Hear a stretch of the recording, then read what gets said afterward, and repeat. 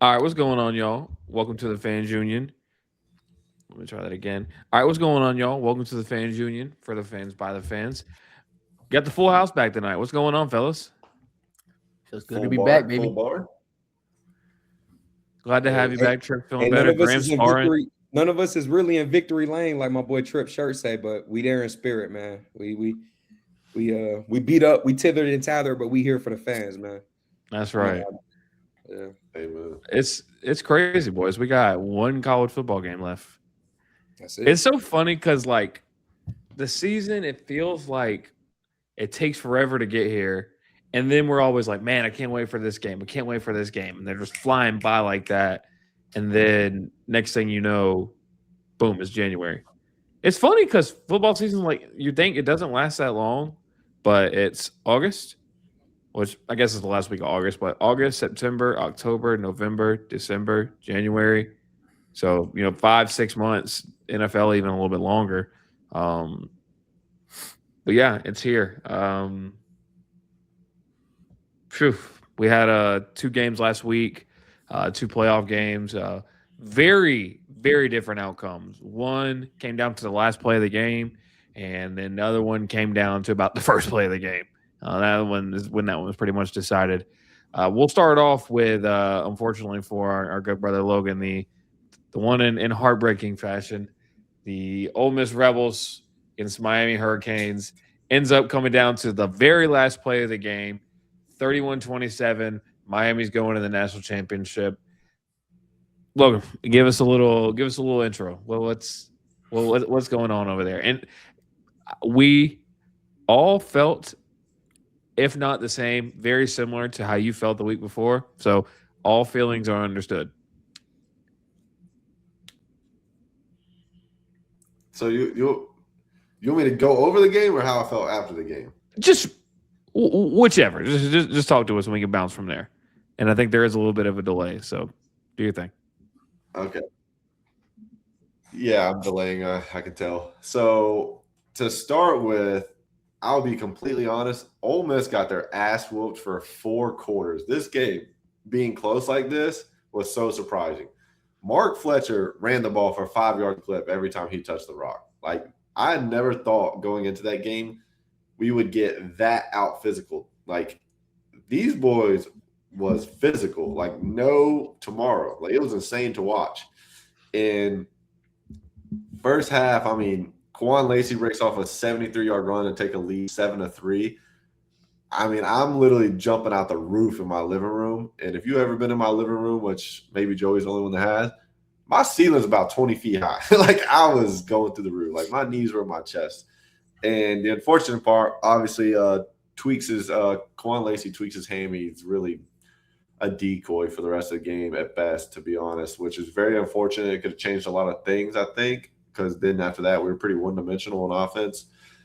But at halftime, my dad called me, was telling me he's about to head to my house because I had my brother, cousin, my mom, and dad ended up coming as well. So had a good bit of people at the house watching the game. And I was telling my dad, I was like, the fact that it's 17-13 right now is unreal. Like it feels like we're down 2 or 3 scores right now. Like Miami was controlling the ball. Like Miami could do nothing wrong other than they weren't scoring. I mean, I guess they were scoring. They were just 8-9 minute drives, so that's why they didn't have as many points as it felt like they should have. They were And then killing for themselves. 5 plays, and then give the ball right back to them. So like, yeah, like our defense didn't even play that bad. It was just our defense was on the field what felt like all freaking game. Like it was insane. But I was talking to my dad at halftime, and I'm like, maybe we weathered the storm, you know? Like it's a 4 point game, and it feels like it should be like a 2 or 3 possession game. So like maybe we weathered the storm. Like maybe our offense comes alive in the second half, which they did. Offense was played a lot better in the second half. There's a handful of things that kind of happens in this game that makes you think like maybe it could be different. But at the end of the day, like they were better. Like they were more physical. They dominated the game. They controlled the game. They played how they wanted to play. They played 8-9 minute drives where Ole Miss wants to go quick, fast. Ole Miss wants to be the team that has your defense tired because they're just like play after play after play after play. And instead, it was kind of the opposite. They were just running it down our chest, and wasn't much we could do to stop it. I mean, we did get stops here and there. Got a clutch pick to keep us in the game. Um, Somehow we scrawled crawled, scrapped, whatever. I can't even get my words right. We scrapped and we fought and got our way back into it, and we take the lead with 3 minutes left, which was crazy. Like, dude, the feeling taking the minute ball, like my whole thing was like maybe they shoot themselves in the foot because they've been methodical, slowly, physical, like not snapping the ball unless it's under 5 seconds. Maybe they shoot themselves in the foot and they don't know how to get downfield in 3 minutes. That's what I was hoping, obviously. But our defense was tired, dude. I can't even blame our defense. Like, they were on the field all game, it felt like. But for Chambliss to keep us in the game, Lacey to grind it out and get a couple of decent runs at the end there in that last one. Daquan Wright scoring the touchdown was huge. But, I mean, all in all, like, Miami deserved that game. They controlled the game. We played at their pace. Like, it was insane. And as far as, like, the feeling after, like, one of the things that come to mind is, like, damn, if we don't miss that field goal. Like, obviously they missed the field goal, but our kicker's been, like, elite, you know? So we missed that field goal, and, like, there's that thought that just creeps in your mind, like, damn, that 18 seconds where we get a Hail Mary shot that's really not even a Hail Mary because you're at, like, the 30-yard line, like, we could have kicked a field goal for the win. You know what I mean? If we have that extra 3 points, like, we're only down 1. And, I mean, like, you can have scenarios like that, obviously, all day long in majority of close games. But it's definitely something to think about. But I can't blame Lucas. Like, that's not where we lost the game. A lot of people at that last play of the game, very obvious pass interference call. I don't know how to feel about it. Like, I'm not going to say that cost us a game or anything like that because obviously we lost the game throughout the game by not being able to control it. But Dazon Stribling does get his collar grabbed at, like, the 4-yard line. And people are like, they're hand fighting. They're not really hand fighting. Dazon Stribling, once he gets in the end zone, is trying to, like, push him off of him. That's when Stribling starts getting physical. So, like, I do think that very easily could have been a call. I do know that most of the times on your Hail Marys, you don't call stuff like that. But also, like, there's also the argument, like, you're at, like, the 30. Like, this ain't really a Hail Mary. It's not like he bombed a 50, 60-yarder. But at the end of the day, I'm not really caught up on that like some fans are online. I don't think that's where we lost the game. I mean, at the end of the day, if you're throwing a 30, 40-yard pass to the end zone to try to win it, that's not where you lose the game. You lost the game previously. So other than that, the final whistle blows, that ball goes up. We don't get it. We don't even really get a shot to go after and get it because of the physical play. But I wasn't sad. I wasn't really depressed. I think the best way to describe my emotions at the end of the game was I was numb, dude. Like, within 5 minutes, my house was cleared out. It was crazy, dude. Everybody was like, fuck. Like, I understand that. Everybody's just bummed out. Yeah, like, everybody's bummed out. Everybody leaves. I'm just sitting there watching Cristobal raise a trophy, Carson Beck talk, and I'm just like, damn, dude. Like, I was just numb. I didn't know how to feel. Because, like, at the end of the day, like, you tell me we do this at the beginning of the year, I'm like, I'll take it. You tell me we do this at the beginning of the year and our head coach leaves us after the Mississippi State game, I'm even more ecstatic. So it's like, at the end of the day, with Pete Golding being the coach, it kind of felt like we're playing with house money anyways, you know? So I'll take the 2 wins. I'll take the fact I was at both those wins. Had a great time at both for different reasons. One's pretty much a blowout. The other one's a nail biter down to, like, the last 10 seconds where there's a field goal with 6 left. Like, very great games, great core memories as an Ole Miss fan for obviously completely different reasons, but also for the same reason, them being playoff games and at the time our biggest game of our history or whatever. But I mean, all in all, at the end of the season, I'm not mad by any means. I'm still excited for the unknown because at the end of the day, once Pete Golden implements everything, new offense coordinator, new defense coordinator, a lot of new other coaches, this is going to be more of his team. Like, there's a lot of factors that play around it. So we'll see if Chambliss, goes after them through the state of Mississippi, NCAA that is, kind of like Pavia did, if he can get that extra year. Deuce Knight's already committed, so that's a plus going into next year. That's a good backup plan. Apparently Deuce Knight came to Ole Miss with the understanding if Trinidad is able to play that Deuce is going to be a backup for a year. So, like, apparently that was an understanding when he signed, which I'm cool with that. I'm not mad at all at Deuce Knight. But, I mean, at the end of the day, there's 2 SEC coaches with more playoff wins than my boy Pete Golding, and it's the GOAT Nick Saban and the new GOAT, or not the GOAT, but the current best, and that's Kirby Smart. So shout out to Pete Golding. Pretty good resume to start a head coaching career. So other than that, I mean, it sucks. I was numb. I still there's never been a point where I felt sad or anything. To be honest, this game felt like right now talking about it, this game feels like it was played a month ago. Like I feel like this game was so long ago at this point. So I understand that. I've had a lot of games I've had a lot of games in Ole Miss history where I'm like literally hung up on it. Like at this point, I would still be like distraught. Like I don't really feel that way about this one. Like honestly, like it does suck. Don't get me wrong, but like I don't feel depressed. Like I don't feel like I don't want to watch college football. I don't want to talk about it. I don't want to see. Like I don't feel that way. Like kind of like you said, Joey, after the Georgia game. Like surprisingly, I really don't feel that way. And I think because you said after the Georgia game, you had watched nothing college football. Yeah, I know. You shot at me. I didn't do that. I didn't disconnect from college football. No, I didn't mean it like a shot. I didn't mean it like that. I did not mean it like that. I promise. Dude, when Arkansas beat Ole Miss with a big 4th and whatever lateral from Hunter Henry to Alex Collins back in the day, Kevin's had the SEC championship. I was distraught for weeks, bro. Like for weeks. So I was more so like, I'm not distraught feeling like at the end of the day, going into playoffs, I had no idea what was going to happen with Pete Golding leading the way. I think it was a hell of a run. Honest to God, dude, if you go look at every player's numbers in the country, if the Heisman was given away right now, I think Trinidad Chambliss would be the Heisman. Maybe I'm biased, but that dude's for real, bro. I remember we had the argument of him not being a top 10 quarterback. I hope like hell you guys don't still believe he's not top 10 because he's top 5, and it's not even a question in my opinion. And when I say if the Heisman was given today, he would win it, I'm talking like numbers and stuff too. Like maybe like pound for pound, he's not the best, but the season that man had was incredible. Like I think he had 3 interceptions, which he should have threw 5 of them in the Miami game. We got so lucky on a lot of drop balls, but yeah, Trinidad, Kawan Lacey. I mean, Kawan Lacey. There's 2 players ever to have more total touchdowns in a single season, and it was Derrick Henry and Najee Harris. Maybe it's SEC players. Maybe it's SEC players I'm speaking on, but either way.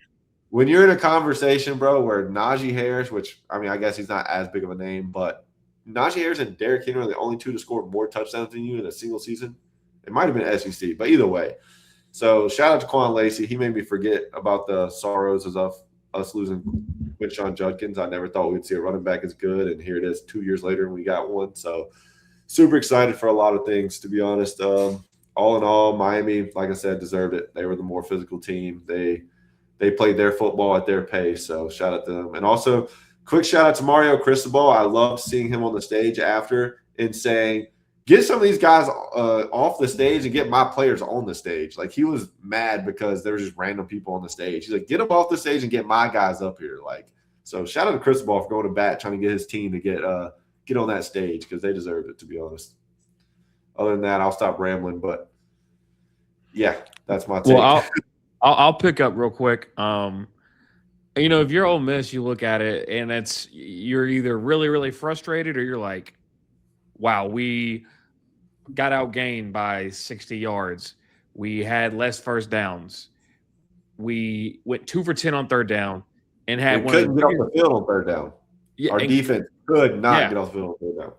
And have one of the biggest discrepancies I can remember at time of possession, especially in a game like that. And it comes down to the last play. So Ole Miss, they made the most of every opportunity they get. I mean, I was just looking at it here while you were breaking it down, and let me pull up this play-by-play.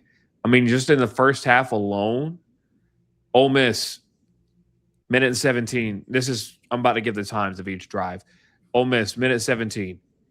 Miami, 7:21. Ole Miss, 111. Miami, 4:47. Ole Miss, 34, which is the touchdown. And then Miami answers for a touchdown with almost an 8-minute drive. So, I mean, at one point, I remember it was something crazy. Just so you know, those 3 drives were less than 3 total minutes. Yeah, I saw it was like the time of possession at one point was like 21-3. So it was pretty outrageous. But, I mean, like you said at the begin with, man, this Miami team, I think when people think of ACC teams, I think of softies, people not really being physical. This Miami team is not that. These guys have, like we talked about last week, these guys have attitude. When I think back to the Ohio State game where they're like, hey, we're about to run the ball the whole drive. You know what? You can't stop it. And, they had a similar attitude here. Whenever I think about, a game coming down to Carson Beck leading a drive, which he had a lot more to do with this drive than that Ohio State one. But I always think back to that Auburn game. I know y'all remember it, the one where Brock Bowers really said, hey, I'm the best player in the sport. And Carson Beck, while Brock Bowers took over that, obviously, made every right play and led him for like a 95-yard game-sealing touchdown drive. And every time I see him, I just know how composed he is. So it didn't really surprise me at all. But I think it comes down to, if you're Ole Miss and you're looking, like you said, we're playing with house money. We're not supposed to be here. And we get outgained and outworked in some of the most important statistical categories. And we're down to a final play. So hats off to the Rebels. But the Canes are going to the national championship next week. So, Trip, Graham, one of y'all go ahead. Matter of fact, Trip, go ahead because we hadn't heard from you in a while. All right. Number one, most important thing I want to point out is, Logan, the way you're talking right now, and I'm going to out us as a Georgia fan group, us in our separate group chat with all the Georgia guys in it, are what we are trying to do better at looking back and being more appreciative of the season and talking about all the highs instead of everything that goes wrong. Because, obviously at this point in, Kirby Smart's tenure, it's pretty much national championship or bust, depending on what's in front of us. But I commend you for having that kind of attitude, because it's hard to take a loss like that. I think, honestly, there's a lot of momentum for you guys going into the next season, especially with, because it's hard to have a brand new head coach, keep guys from transferring out, keep the recruits in the door. But that right there just proved Pete Golden is like, hey, I'm that guy. I can do this too. So I think there's a lot of good things to look for as far as the future goes. As far as the game goes, I watched most of the first half with Carrie in bed. We were just laying around watching it, and I think Miami got a pretty quick lead, and she was like, "You think?" She literally looked at me and said, "You think this is about to get as bad as Indiana, Alabama?" And I was like, "No." I said, "Ole Miss is known for keeping their foot in the door for the whole 4 quarters, so I don't think it's going to get out of reach at any point in time." Well, sure enough, it's crazy to look, because if you just showed me all of Miami stats in a box score and didn't show me a lick of Ole Miss's, I would be like, oh, they beat them by 3 touchdowns. Just based off the time of possession, yardage, those third downs, all of those things. Like, I would have been like, oh, this shit wasn't even close. But to think that it came down to the last second, especially because I was on the game for the second half. Me and Jace were watching the game together. And when Carson Beck walked that touchdown in, I was like, holy shit, like they're really about to do it. And I was like, 18 seconds is plenty enough time to get down there knowing Trinidad, because that's the shit he pulled against Georgia. And all I could think about, that whole game to me mirrored exactly like what I thought Georgia was going to do. Like, in closing the door and like not letting the comeback happen, because at one point in that game, like Georgia had like a 2-possession lead, or if not almost 3. So when y'all got the ball back with 18 seconds, I was like, wouldn't surprise me if they drove down there and made it happen. Would not surprise me. Next thing you know, you're on the 30-yard line. I was like, oh my God, like they could actually do this shit. This is crazy. But I tell you what, man, Trinidad is a dog. That kid right there. Like, I know we're going to talk about this in a minute about like him trying to get an extra year of eligibility. Brother, you need to go to the draft. Like, you got some talent, and he put on some tape. And this is the year. This is the year. 100%. If you were to ever have like for lack of a better term, we can call this a one and done season. If this was ever the time to have that, or if there ever was a time, it's this season, especially how all the quarterbacks have plummeted. Now, I don't blame him for wanting to come back another year, because with the performance he just had for just about the whole season, including the playoffs, he's going to have a lot more eyes on him than he does like right this second, because all eyes have been on Mendoza and Dante Moore and other players. But I think even if he was a second-round guy, like, you got to go for it. Because one thing that scares me about guys who always want to come back for that 1 year of eligibility to boost their draft stock is you're one injury away from killing all the stock you have. So I personally, like, obviously for your sake, I know you want him to come back, and I don't blame you for that at all. If he was my quarterback, I would be wanting him back too. But overall, this is one of the best games. Even though it seemed like Miami was controlling most of the game, this was a great game to watch on both sides. So, and thankfully, a lot of these playoff games have actually been pretty decent this year to watch. I know we're going to get in predictions and stuff later, but there was one thing I wanted to show you guys that I had saved, or tell you guys, I should say. I got to come prepared, given that my lack of being here. Let's see. I'll tell you what. I'm going to save it when we get to the national championship matchup. We'll save it. All right, cool. Graham, go ahead and rap to us a little bit.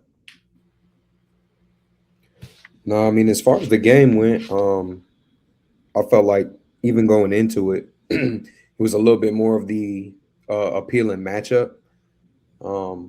Oregon has a big game problem, and I'm not trying to project and get into that game while we're talking about Ole Miss Miami, but it's evident at this point. It's whether it's in conference or out of conference opponents, they got a big game problem. Ole Miss just knocked off, Georgia on their way to this game, so they're the antithesis of having a big game issue. They were kind of the cardiac kids, the underdogs rolling into it. In my mind, just how I conventionally like sports, I enjoyed that. I had better expectations for that matchup going into it. With that being said, some lopsidedness in the box scores, but as we've all said or alluded to before and during the pod tonight, when you stop stat watching and box watching, this game was great. Like, this was a good-ass game to watch. It was fun as hell to watch Trinidad commanding the offense and, like, surging them back into the game at the end, slapping guys on the helmet. Get your ass over there. Like, I really enjoy watching Trinidad play, man. I know he's only been with that team for a year. It does not look that way. I don't think if you just plop somebody on earth and they didn't know he transferred, they would think that he was, a first-time starter at Ole Miss. He looked like he'd been doing it as long as Gunner's been at Georgia, and a couple other guys who stuck around and been in their programs for 3+ years or whatever. I guess while we're on the subject of, Carson Beck and, Georgia quarterbacks, former quarterbacks, Carson really is kind of finding his footing in this playoffs. Kind of, I think, really just honing in on what Kirby kind of wanted him to do in his last season. I don't need you to put a cape on, man. I really don't. There's parts of your game and your DNA that separates you from like 95% of, the other quarterbacks in this country. And that's because you're the best processor without a doubt. 100%, when you wake up in the morning, you process this game better than damn near everyone in this competition. Than maybe, I guess, Fernando, but that's up for debate. I probably would still lean Carson. I agree. I'm with you. Because of moments like Auburn, like you brought up earlier, that was Carson's first, starting season. He came in and threw like 71% completion percentage that year as a first-time starter. Granted, he had some amazing gadgets with Ladd, Brock, etc., etc. But nevertheless, 2 stud quarterbacks duking it out, and it was a good-ass game. I enjoyed it. I do ultimately think the better team won. I have worries about this upcoming matchup, but Mark Fletcher really has been like the dark horse player of this tournament. I really had no clue about how impactful, Mark was to that offense. But what was it, a $183 he finished with? No, 33. No, how many yards? A $133. Oh, a $133. Okay, shit. Damn, I gave him way too much. But nah, Not bad now. But it felt like it at some points, but not trying to be not trying to be that guy. But hey, one thing real quick, Graham. Right. Speaking of him, thank God his mom ain't got to drive no further to go to his games. Because, she drove he drove across the country. Yeah. like 18,000 miles or something to go to his games. So now she gets to go to Miami. Good for her. Yeah, I heard she was driving to Cali from Florida, man. But yeah, that's a blessing.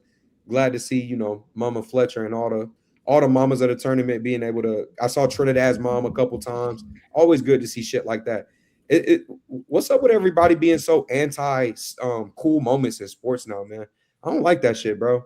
You see a mom hug a player every now and then. Stop acting like they always are putting that on the TV to us. Just enjoy the moment. Don't be an asshole. Stop trying to be the contrarian all the time. I don't know if y'all see that on y'all's timeline a lot, but I have. So for me, I agree with you. Like, hey, we don't have to hate on everything, but sometimes there's something about like because they show where they have the prayer together. I feel like that's real intimate. Like that's something. Okay, that's fair. That's fair. But like no, but But I think that's on the subject of privacy. Like, give them a yes, moment. Yeah. yeah, right, exactly. But no, you're right. Like I love. I think maybe some of us are scarred from Caleb Williams crying to his mom when he was in Yeah, college. you ruined that shit for everybody. Yeah. So, but I mean, yeah, I agree. I mean, that's something that's in sports. People just hate, like you said, a good moment. But please continue. Sorry. Yeah, no. But again, just circling back to this matchup, good storylines like that. Indiana's been great, but I think it's funny how all these ass whoopings and belt laying they've been putting on the field. Everybody was like, "Hold up, y'all old as hell." Like, we were not hearing that 8 weeks ago. No one was talking about that. I have my thoughts and All of a opinion sudden- about that. Okay, I mean, fair enough, but I guess maybe on a national standpoint. Yeah. But I guess I'll leave it on that note. I mean, maybe a little bit of foreshadowing there. I know I'm kind of, still projecting into the next matchup, but yeah, Miami, I think ultimately whether they ended up playing Georgia or Ole Miss, I think Georgia or Ole Miss would have had their work cut out for them because Miami's probably the better team out of the three this year. I don't know how this sounds, but like you watch like a Georgia game, like Georgia versus Ole Miss, and I think Georgia's a very good coverage team, but we've known it all year. The pass rush has been very questionable, pressuring the quarterback, with certain blitz schemes. It's looked kind of mundane and ineffective. But dude, you watch Miami, they're playing to win every game. And obviously it's a semifinal, so that's how you have to approach it. But dude, I'm like, these guys are bringing, it feels like 5-6 people every play. I know they're not literally, but it's very refreshing to see a team be like, no, we're balls to the wall. We want to win. We're bringing 6. You better make the right read. I want to I'll make be a quick honest. statement. Go ahead. I'll be so quick, and I know Logan's gonna get fired up when I say this. Notre Dame refuses to take a fucking break from social media about this playoff still, and there is no doubt in my mind that they would have performed better than Alabama. They might have performed better than Oklahoma, maybe even Oregon. But I don't live in a world of hypotheticals. You are not better than Miami. And I saw that one tweet that I sent to y'all that said, like, oh, they gave that spot to Miami, we'd be going to the national championship. You probably would not have made it there, brother. I hate to break it to you. Miami is a better team, and they beat you. That's all I want to say. I've been waiting so long to say that shit. Give it a break, bro. Give it a break. Y'all saw they recorded themselves turning down the bowl game. The Pop-Tart Bowl. Yeah. Dude, that's so cool of them. I'm so proud of them as men. Bro, shut up. Hey, they missed out on some sick ass sprinkle helmets too. I'm just saying, Bro, those helmets are fire. Y'all cared so little about the Pop-Tart Bowl that y'all bought NBC Dateline level cameras into the boardroom and recorded the four captains who already had Cancun draws and slippers on, telling you that they're not gonna play in the Pop-Tart Bowl. And then when they gave the reason, they was like, yeah, because niggas been quit. That's literally what they said. They was like, yeah, even before tonight, niggas was flying out. We wasn't gonna have our best players. What is y'all doing? Like, y'all proving everybody's point.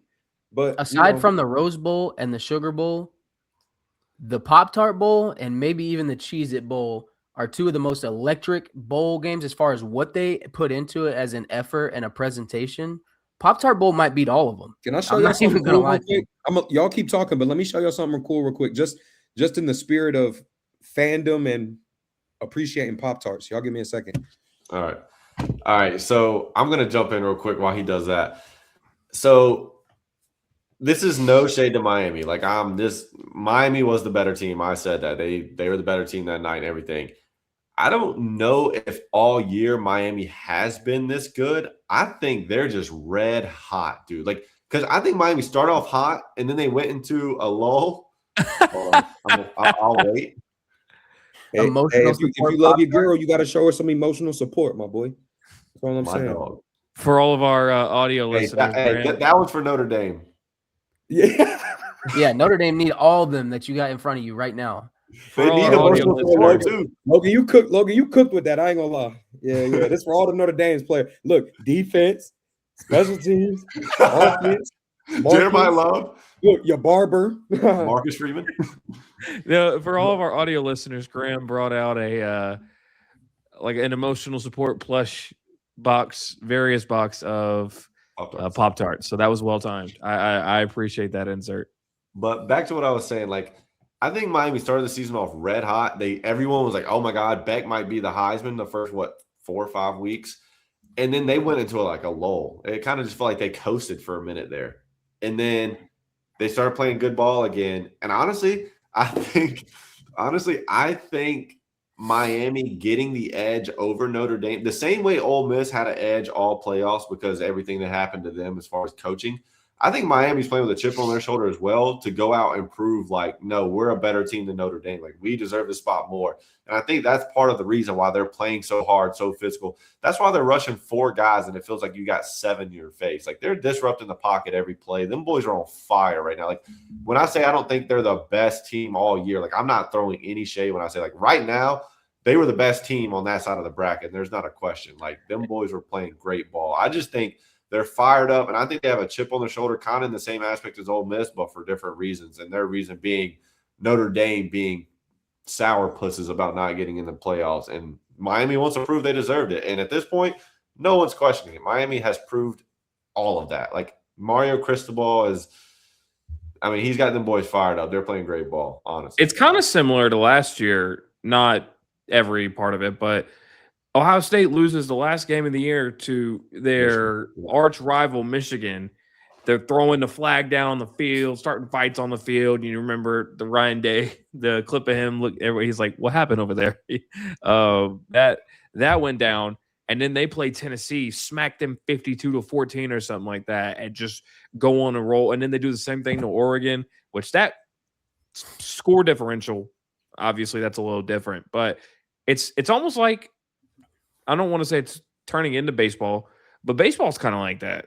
Baseball, if you get hot at the right time, man, that's what it's all about right there. And obviously it's for different reasons. Yeah. So, well, let's go ahead and get into the lashing that the Indian Hoosiers put on the Ducks. Who? Okay, I'm just gonna let me get I guess an answer from each of y'all real quick. If I told you Oregon outgained,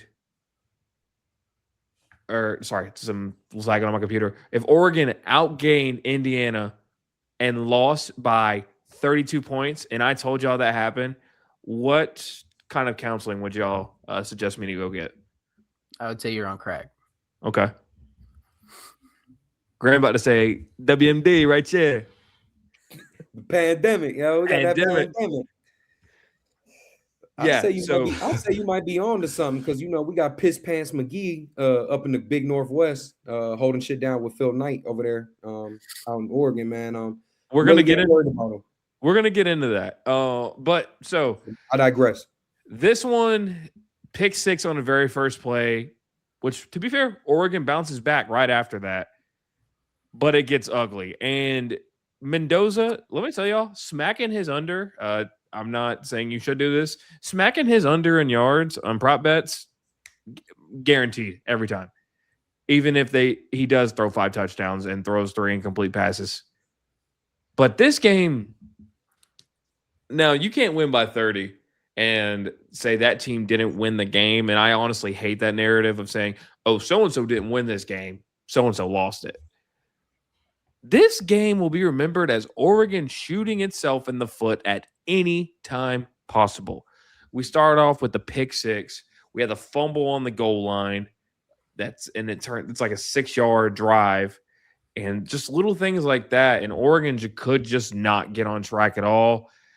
And I remember I'm watching the game with my better half.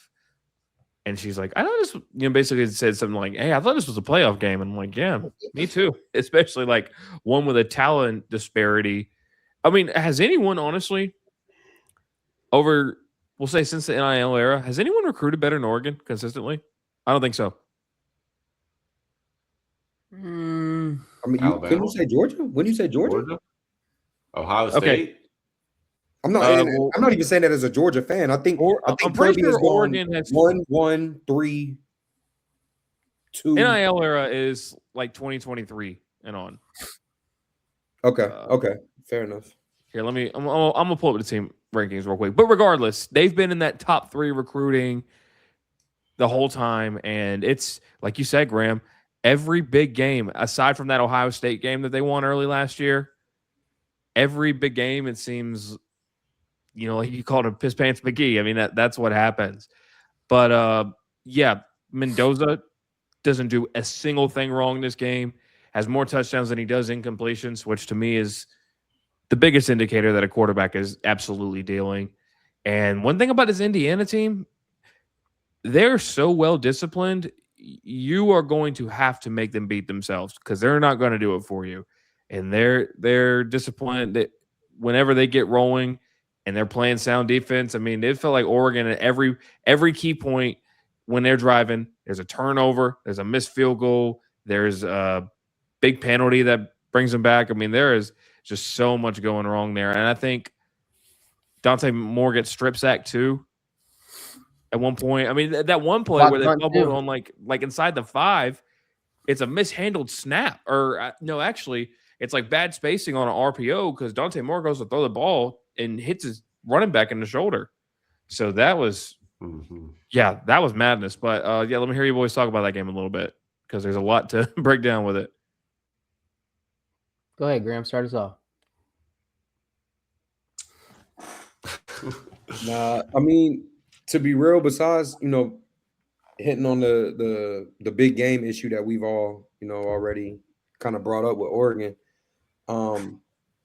this Indiana team is they don't suffocate you. You've seen teams hang around with them. You've seen lesser opponents hang around with them. I still almost can't put my finger on what it is about them. But the reason why I will not pick against them in the Natty is they've found a way to not lose like as much as I don't think I've seen a team avoid losing as well as like they always find a way to wrap shit up neat and tidy with like 3.5 minutes to go in basically all their games. It don't matter what the circumstances are. I have a question for y'all, but I know that it would take a long ass time for us to find out the answer. But doesn't it feel like Indiana also had like great injury luck this year? Like all the cards kind of just stacked beautifully in their favor this year. I'm feeling like because there's got to be more stuff than just how they're playing the game. Because are they going to have the best player on the field in the next game? I know they're not. I don't care how good you want to rate Fernando Mendoza. I know they will not have a player who's better than Malachi Tony. At football, no. Or Ruben Bain or Carson Beck. Thank you. They do not, but they are going to win the game by 15 points.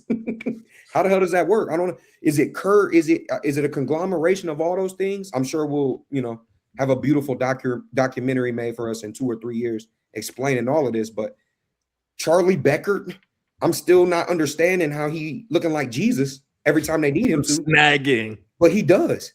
And so maybe they like those Colts that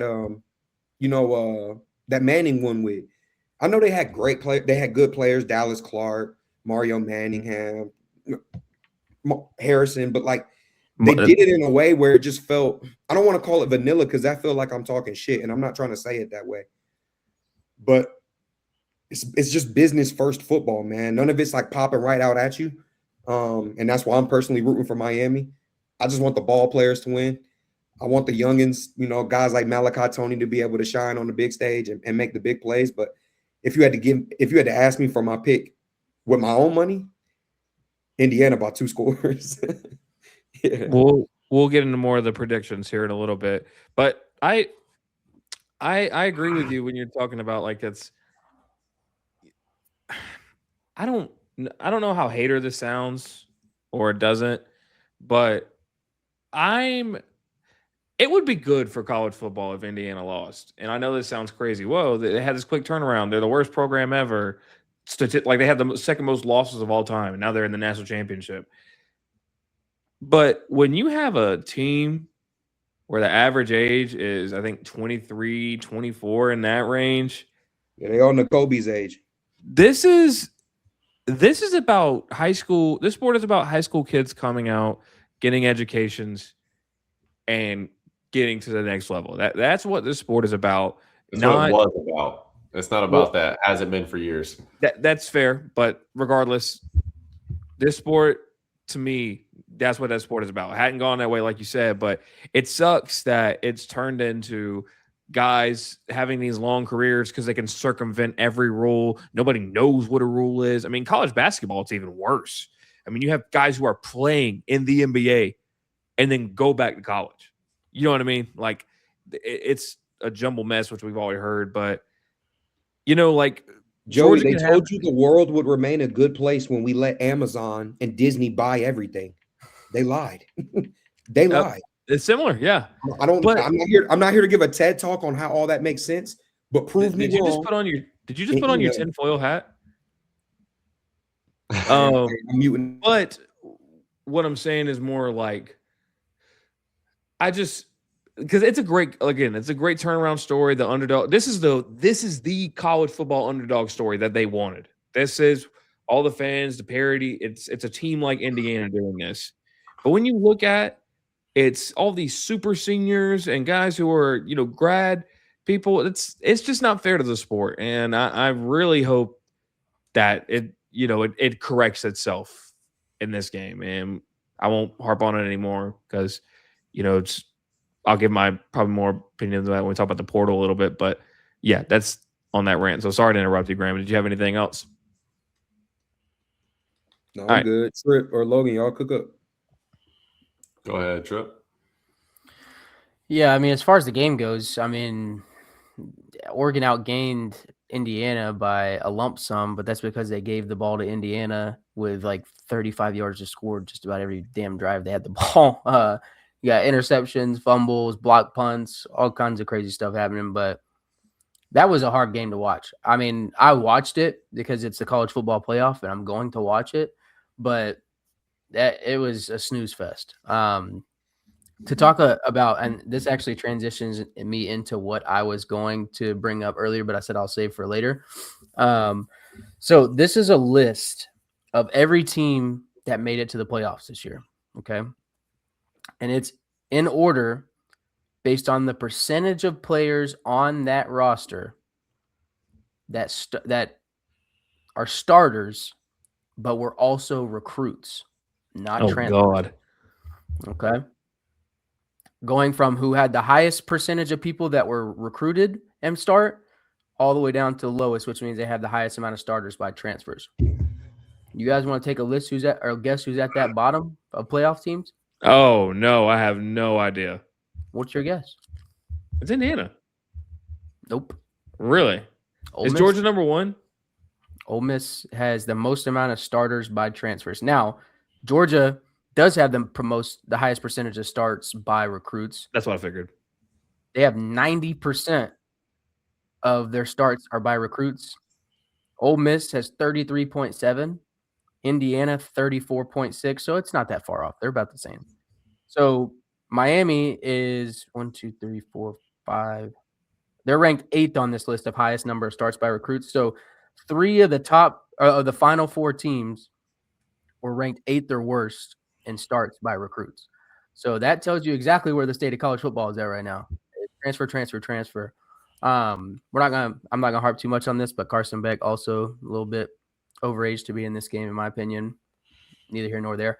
But yeah, I think that I agree with you, Joey, that it would be quote unquote better for the sport, if Indiana loses this game, but I don't think that's going to change the fact people are still going to follow that script. 100%.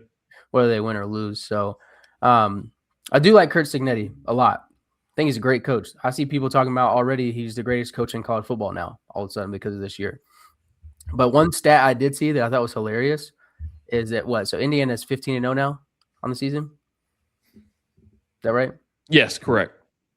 If Indiana wins the national championship and goes 16-0, they would have to do that for 16 seasons in a row to bring themselves back up to being 500 as a program. They were having some awful years. No, but overall, as far as that game went, I think Dante Moore is still a top, I guess, 3 to 5 quarterback in this class coming up, but that's just because there's nobody in it. I think he should go to the draft because of how weak it is, and he's projected to be a top 5 pick. Do I think he's a top 5 pick quarterback by any means? Not even close, to be completely honest with you.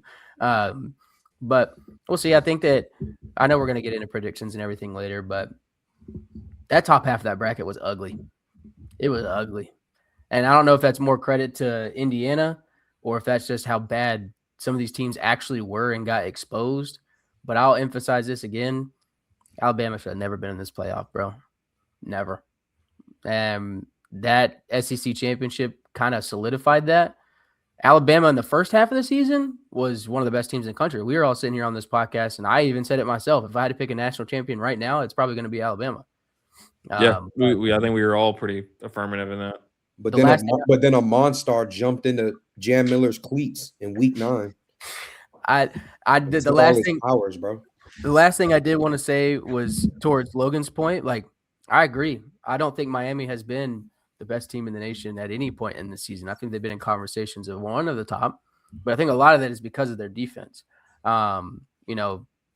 talked about this before, and this is what actually cost Miami last year is if you're going to lose 2 games, you got to be very selective of when you're going to lose them, because Miami lost 2 games at the wrong time last year, and it cost them a playoff spot. But it just so happened that they lost early enough in the season to where they could go on a skid and then get back on a hot run and get that spot in the playoff. And now look at what it's done. So the only other thing I wanted to touch on, because I sent it to the group chat and I know Joey saw, I don't know if the rest, I think Graham, you might've seen it too, about what they're talking about with the expansion. Oh yeah. Talking about, because, SEC commissioner, Big Ten commissioner are in on a lot of the decisions that are being made for that. And apparently, was it Greg Sankey? That's his name, right? Said that he really doesn't want to push for us, or he's wanting to push for a 16-team playoff. Big Ten commissioner, I don't know his name off the top of my head, said that he would agree to it if they would later get extended to a 24-team playoff in the next 3 to 4 years. If I turn on my TV in December and I have to watch a 24-team bracket, count me out, bro. The season, you got to make the season 10 games or something. I don't know how you even make that possible. You know how many games that is? Like, which we'll save an episode in the offseason to talk about things that can change in college football, because we're going to need a million things to talk about when it comes to that kind of stuff. But I just thought that was crazy. Yeah, if it turned into a 24-team playoff, it's going to have to be a 9-game season. You're going to play 8 conference and 1 non-conference. That's it. Yeah, go ahead and wipe out conference championships while you're at it. Oh, yeah, that's definitely in the gutter for sure. Well, Logan, what you got to say about this game? It's a good thing the sport is ran well, or it's a good thing the sport is so good because it's ran like shit. That's a prime example right there. I've said it so many times on this podcast. With that being said, to start off here, before I jump into the game, Indiana all season has 3 one-possession games. 3. Like, these boys have been putting belt to ass all year. They had a one-possession game against Penn State in the regular season and against Iowa in the regular season, and Ohio State in the championship game, the Sig 10 championship. So these boys, Indiana, like, they've been for real all year. Like, after the Oregon game, I thought they were for real, and it took a while for everybody else to kind of, like, jump on board too, I feel like. I mean, I didn't think they were this good, obviously, but I thought, like, okay, like, they're a playoff team. They're going to win a game or two in the playoffs, So, I mean, Indiana's rolling. I'll be completely honest. I fell asleep in this game in the first quarter, and waking up, I was glad I did. Knocked out on the couch and woke up like 2 a.m. and saw there was a ass whooping that I missed. So, I don't know. I think it's crazy. Once again, kind of like Joey touches on, is Mendoza going 17 of 20, only 177 yards and 5 touchdowns is crazy. And then you guys talking about how underwhelming this team is. I think the perfect comparison is the 2014 San Antonio Spurs. You got an old-ass head coach. You got a point guard, Tony Parker, who controls the game. He's not going to light you up in the box score, but he might have 10 assists, and 6 of them might be the biggest plays of the game. And Mendoza's kind of the same way. Like, Mendoza's not going to light you up on the box score, but he's fundamental, just like this team. That's why they're not very exciting to watch. Like, you got to be like a you got to be a nasty football fan to enjoy this Indiana team just because you got to enjoy the fundamentals. And that's the way the Spurs were back in the day. You got to thoroughly enjoy real basketball the same way you have to thoroughly enjoy real football. Like, you got to look at like, oh, 0 penalties. Oh, they're picking up this block. Oh, look how the running back block. Like, you got to like look at the nitty gritty to really appreciate what Indiana's doing. I feel like I think there's not one player on this team like that's really. I mean, I know Mendoza's the Heisman. We've all admitted this is the weakest Heisman in a very long time. This was a very NBA way, too, of giving a Heisman, best player on the best team. That's basically how this Heisman was given out, to be honest. So I think they remind me of kind of like the Spurs. They're just fundamental. They're gonna outscore you by a touchdown every quarter. And at the end of the game, you're like, damn, we got blew out. Like, it's kind of what the Spurs would do. They'd outscore you by 5 to 10 every quarter. And then before you knew it, oh, shit, we got lost by 30 to the Spurs. Like, it just – they lower you. Logan, I don't mean to cut you off, bro. You know, I'm trying to give you an answer to that question as far as like why maybe we are so underwhelmed, not moved. Maybe go as far as to say why some people hate on this team. And it's because this shit feel government mandated, bro. I'm not saying I don't like underdog stories and shit, but this shit feel like if I tell somebody I don't want Indiana to win, they're going to be like, you hate recycling? I didn't say that. I didn't say I hate the planet. You're not vaccinated? What? Hey, I wasn't going to use that one, but shit. Hey, easy now. Easy now. Yeah. That's Patreon. Just cancel before we get off the ground, Joey. Yeah, that's Patreon content. Yeah. But shit, man, no, I think that's what it is, bro. It just not that it feels forced, but man, somebody take the mic from me. I think what you're trying to say is it rewards teams for not doing the recruiting in football, and that's like supposed to be a chunk of what this sport is recruiting. Like the time and effort that goes into that. This is the opposite. I think is what you're trying to say. And it's just also the timing of everything. Fernando transfers the exact year Kurt is there in his second year, and they undefeated. And it's just it all just feels so abrupt. And it's like, damn, where'd this come from? I think maybe in a few years I'll grow to appreciate it a little bit more. As of right now, I'm still salty from my own team, and I'm watching a bunch of dog ass rookies and young cats in the league. They younger than most of their starters. It's like that point that people are starting to bring up that does still come into play, but I'm not going to beat a dead horse. Yeah, I don't know. I don't really feel any kind of way about Indiana. To me, it's like, I mean, Kiffin did it at Ole Miss. Exploit the rules as long as that's the rules. Like, Lane Kiffin would go up and be like, these players can just fake injuries anytime they want, and it's a free timeout. And they were like, oh, we're not going to do nothing to change it. So what did Lane Kiffin do? Lane Kiffin exploited that rule until they fixed it.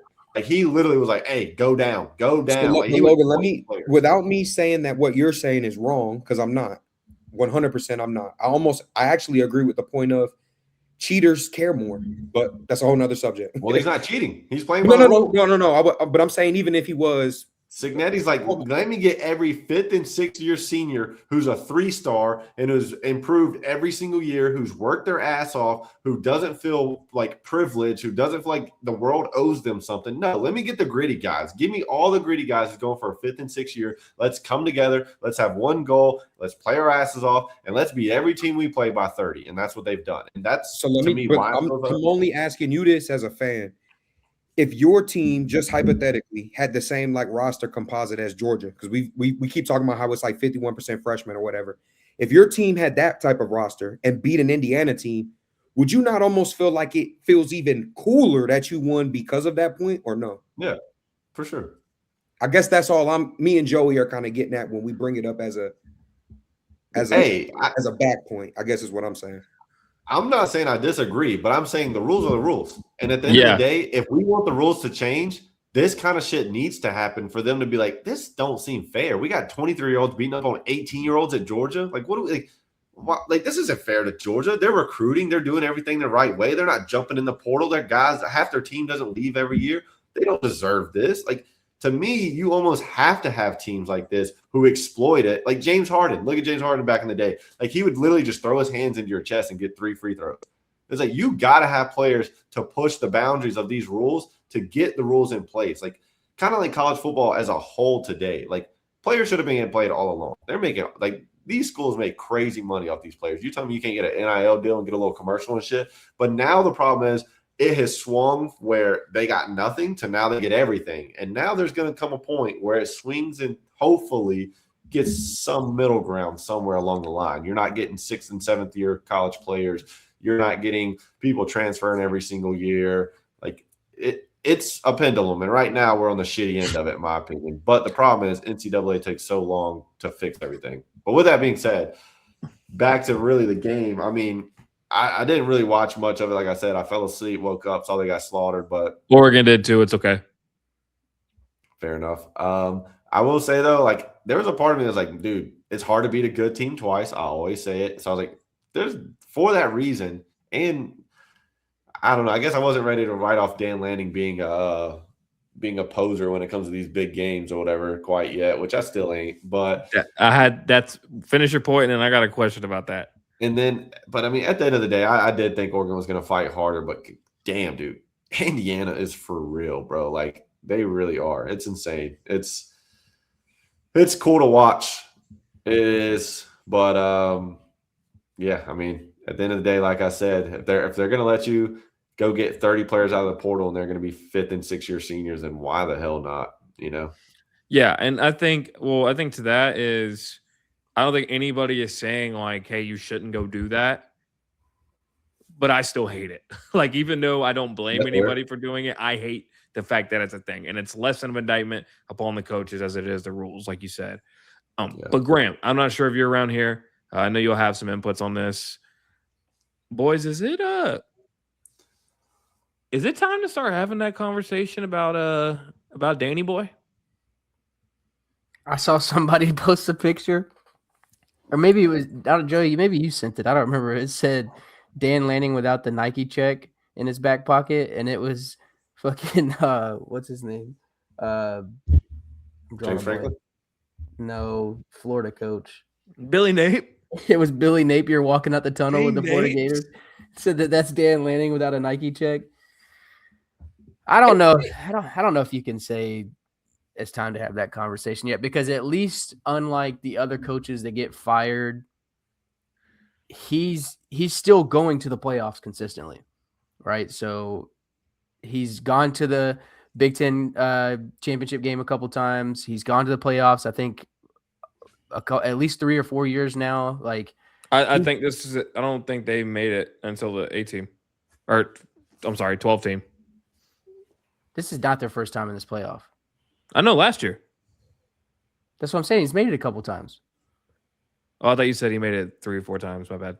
Well, maybe I did. I didn't mean to. But he maybe he can't make it to the big dance yet, but he's getting them to and giving them an opportunity to get to that point. You get what I'm saying? Like, I don't know. If you fire Dan Lanning, I don't know who you hire. It's not time. This is not for Dan. Wait. It's not time to fire Dan Lanning. I'm not saying that by any means. But, I mean, part of what makes the sports world fun and that I'll never shy away from is conversations, debates. Hey, is so-and-so the best at, the best player in the league, the best coach in the league? And one conversation that's going to come up is, because you got to, like I just looked it up. Oregon's been top 5 in recruiting the past 5 years. 1 year, I think they were 1. And there were years that were top 3 too. You've got essentially an infinite pool of NIL support with Phil Knight over there in Beavertown or Beaverton, whatever the city Nike headquarters is in.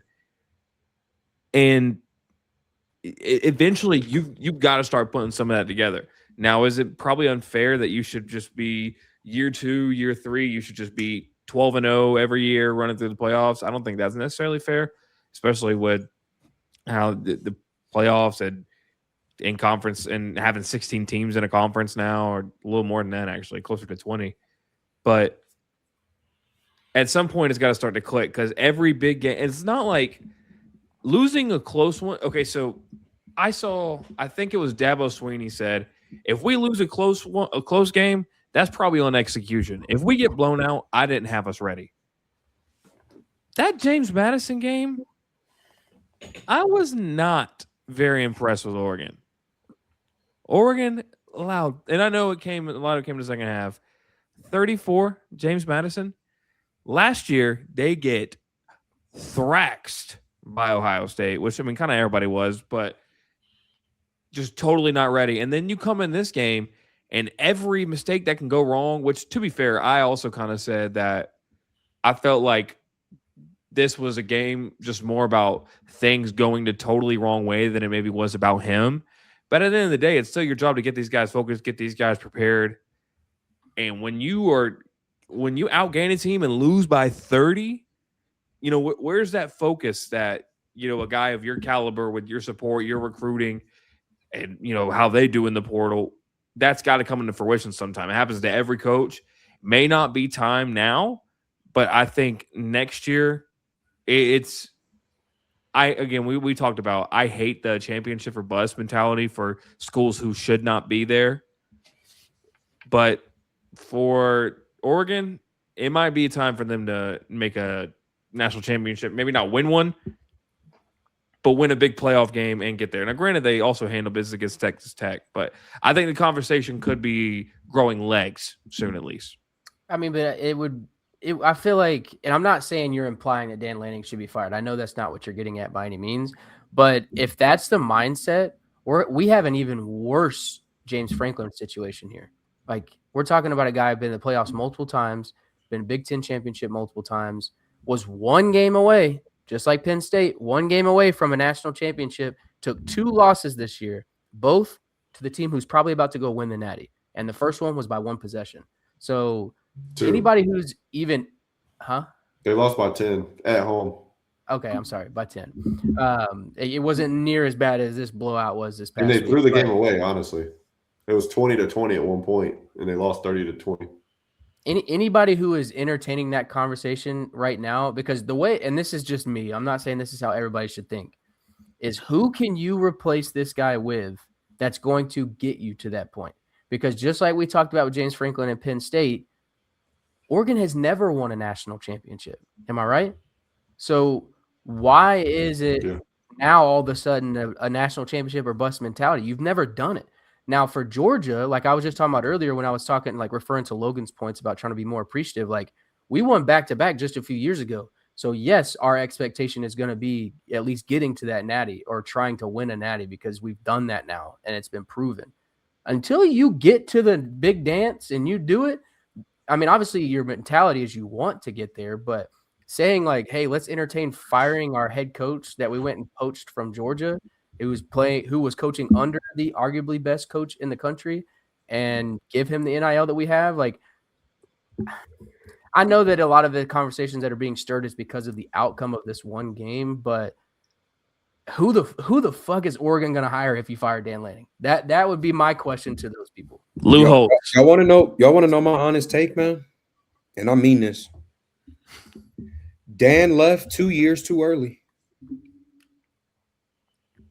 Dan Lanning left too early. I'm not following you. There's something about sitting in the cut under the wing of somebody who's actually doing the shit that you're trying to go on and do. And it's not to say that I don't think Dan Lanning isn't a good or capable coach right now, that I don't think he's on the cusp of being a great coach if he continues to recruit and do the bread and butter, the meat and vegetables, if you will, of coaching correctly. But there's intangibles to championship DNA. Not winning percentage. You can go to fucking the Mountain 12 and win a bunch of fucking games all the time like Boise State head coach do. What do that shit really mean if you're not hitting at the big kahuna regularly, if that's the conversation that we talking about? And when you talk about a Nike check, when you talk about Phil Knight, when you talk about brands, brand power, NIL, blase, yeah, they might not have the prestige, Trip, but the reason why the fans have their foot on the pedal the way they do, those are the reasons why. And I think that's what makes Oregon such an interesting job. The reasons why you're going to have the pressure you have here is completely different from Bama, Georgia, Florida, even. It's because of the arsenal that you've got. But I truly do think that because of the games that you hit at, Joey, this is not regular losing for a guy who is supposed to be as good as Lanning is regarded. You are getting your shit blown, push, move back.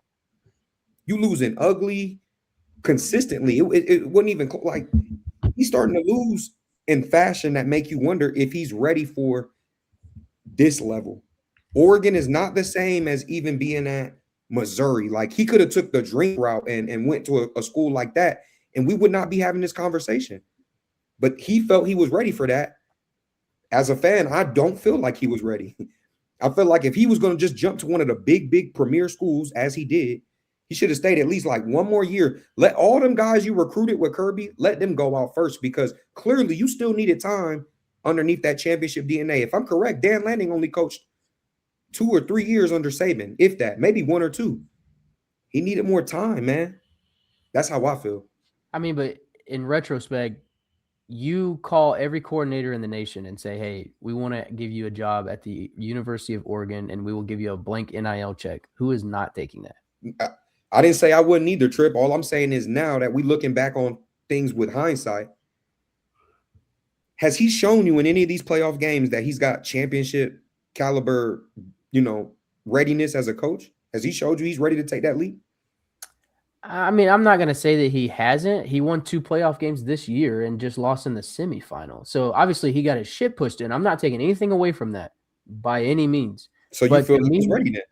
To me, if you can take your team in a 12-team regular season and go into a playoff bracket and win multiple games, this is the kind of shit we're talking about as Georgia fans in our separate group chat as being appreciative. Now, obviously, we got the doors blown off. It's a lot harder to be appreciative when that's how you go out.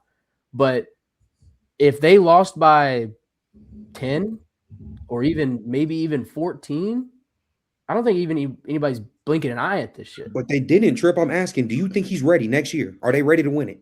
Because through him, how we talk about games where Georgia don't got no business to win, but they're going to win because of coaching. Are they ready to do that next year? Are they ready to not get caught with their pants down next year? Do you think so? I think with the resources they have, they could be. I mean, do you think they ready? I think Oregon as a program, with what they're capable of, with their pockets, with the recruiting they do, they are at any point in time ready. It's just a matter of doing it. That's to me is the biggest problem, is putting it into execution. But I'm going to be honest with you. Name me one player that's a first rounder on this Oregon team aside from Dante Moore. Sadiq. And Dante Moore shouldn't even be a first rounder. Sadiq. Okay, I'll give you that one. That's 2. This isn't an Oregon roster that's like loaded to the gills with just all this talent. Like, that's the thing about today's college football too, is like, what would Kurt Signetti do with that roster? With Oregon's roster? Yep. I think he'd have pushed his shit in by 35 more points than he beat him with Indiana. I mean, it's all hypothetical. I don't know, but it's, to me, if you look at losing in a semifinal, if regardless of how the outcome happened, if you go all the way to the college football semifinal, that means you played 15 games in the season, or 14 because you didn't go to the conference championship. You play 14 games in a season, and 2 of those losses are both to the number 1 team in the nation. That's a pretty fucking good season, if you ask me. That's just me. I'm not saying everybody has to think like that, and I get where you're coming from. I'm just saying this is the same exact conversation we're talking about as Georgia fans, is being like, damn, like we actually had a good run. Like, because, I mean, Oregon, like I said, I just don't think that they're like loaded to the gills enough to be like, holy shit, how did they lose this game? Like, they have talent, obviously. But yeah, but again, I think it's more, it's not the losing the game. It's playing in the 2 playoff games you have where you've gone out and you've gotten beat by 4+ touchdowns. I think is more so is like, hey, what are you not doing to get these guys ready? Trip, losing and not looking ready is different. No, I'm with you. You know, I'm not disagreeing. I'm not disagreeing with you by any means. I'm just saying, I'm just gonna say this and I'll end it. Is who can you put in that position aside from Dan Lanning? This is my only question, and I ask this to anybody who says that has been entertaining this conversation. Who can you put there that is going to execute right now that doesn't have a job? Oh, that doesn't have a job? Then I mean, they all got jobs. Well, one that would be willing to jump, I guess I should say. There's not one. DeBoer. Because we don't know who willing to jump. DeBoer, no. I say what I think he'd be a side note. I think he'd be a great NFL coach. He's got a better roster at Alabama and can't do shit with it. What do you think he's going to do at Oregon? It had a lot tougher road getting there, but they both got steamrolled by the same team. But here, let's DeBoer's made it to a natty. hold on, Lanning hasn't. Logan. I don't think you've pitched in on this. Do you want to add anything on it before we move on to the portal madness that we've been seeing? I would say I'm not going to be long-winded here, but I think it was Tripp made the comparison about like another James Franklin situation. I think the difference is Oregon's been good for 15 years. I just looked. 12 of the 14 years before Dan Lanning, Oregon had 9 wins. 12 of the 14 years. Penn State, like James Franklin kind of put Penn State back on the map. You can't really say that about Dan Lanning. Like Mario Cristobal won 9+ games. It was 3 years in a row minus the COVID year. So yeah, 3 years in a row. Cristobal won 9+ games and then said, you know what? I'm going to go to Miami. So to me, the difference in that is like for Oregon, it makes a little more sense.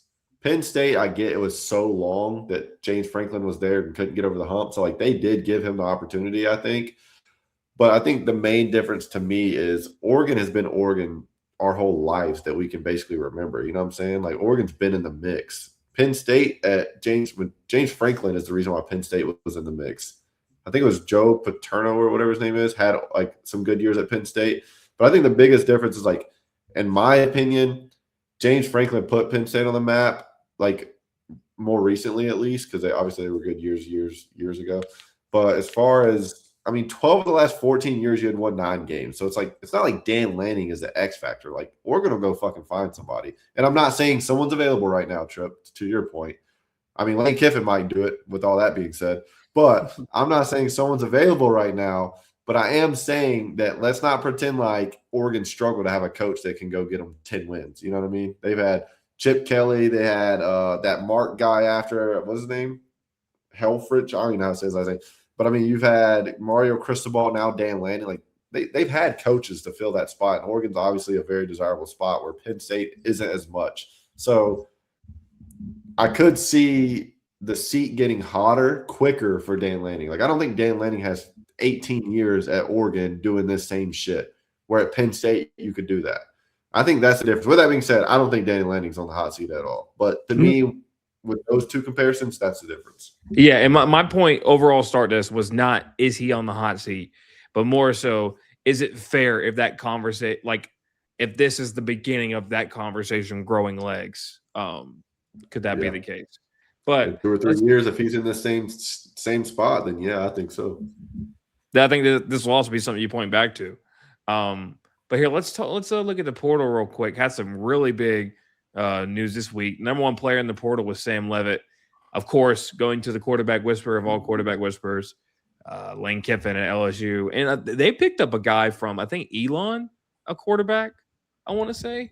So, he's doing his portal magic following. We had and of course, arguably, in my opinion, the second best receiver in college football in Cam Coleman going to Texas, which I know Tripp would, mention that. I thought he was going to A&M because I believe, let me double check this. I'm pretty sure.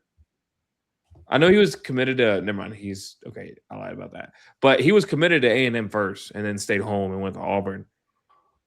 But that, man, my big thing about Cam going there is I feel like the Texas development at receiver, I guess you have Matthew Golding, who had a pretty good year, but I don't know. I just feel like Texas is known because of Sark being there as being like this offensive juggernaut, and we haven't seen one elite quarterback.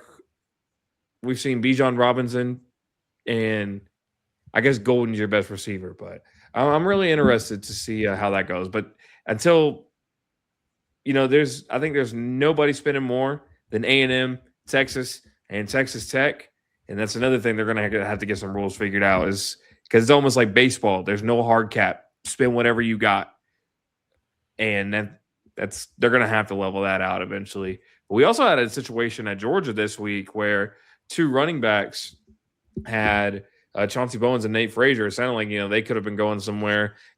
Saw some smoke about KJ Bolden, but I don't think that was ever like there was nothing to substantiate that. I think it was just somebody throwing that in there. And they both end up staying. But it really worries me because I think that's less about what they want and having the wrong voices in your ear in front of an impressionable 19, 20. I think they're probably 20-ish. And I really hate, again, that's another thing that's plaguing this sport. But what's y'all's big, I know I kind of highlighted a bulk of it. What's kind of y'all big portal thing going on right now? And actually, before that, is there anybody who could jump in the portal now that would surprise you? Yeah, easily. Really, I don't think anybody. If I found out anybody, maybe Jeremiah Smith will be the closest thing to surprising me.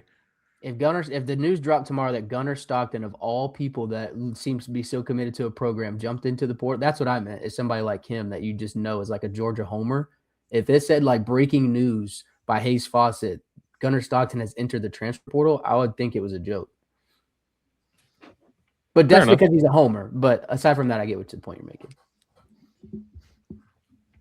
So I'll say one thing. If Texas is not whooping up on everybody they play next year and putting in a hell of a fight to go to the national championship, if not trying to compete to win one, I'll tell you who is on the hot seat. This is his year. Like, it's Sark. Dan Lanning could be like a few years out. Sark, it's this year. It's this year, or we have to have that conversation. Hey, I don't even know if it's a conversation of, hey, the seat's hot, but hey, I don't think you're an elite guy. I think that's when this conversation starts. They are loaded, and they don't have to play Alabama, and they don't have to play Georgia. Not that determines everybody's schedule being easy or hard, but if they're not putting belt to ass to have to 90% of their schedule next year, I don't know what to tell them.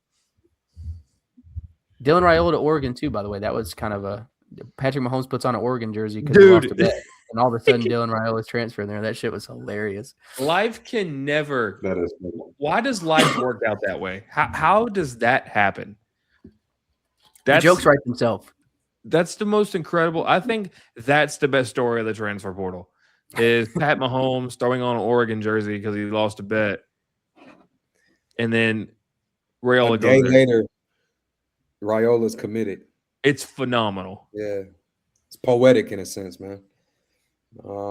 Poetic seems undermining. On the Bulldog side of things, we picked up Gentry Williams from that Oklahoma defense today, and I was ecstatic about that just because I felt like every player who, was instrumental in that defense was running around like a bat out of hell. I mean, they were looking like the 85 Bears for a couple weeks, that Oklahoma defense. So to pick up an experienced player like Gentry, who is going to be a true senior next year, only 1 year of eligibility left, this is his last ride. I'm starting to like when Kirby picks up guys like that.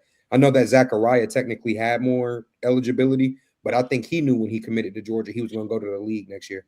And so I think, if you are going to, utilize the portal sparsely like Georgia does, you gotta hit on all your pickups, I guess is what I'm getting at. And I feel like Gentry is someone who's going to, really help us in that safety department.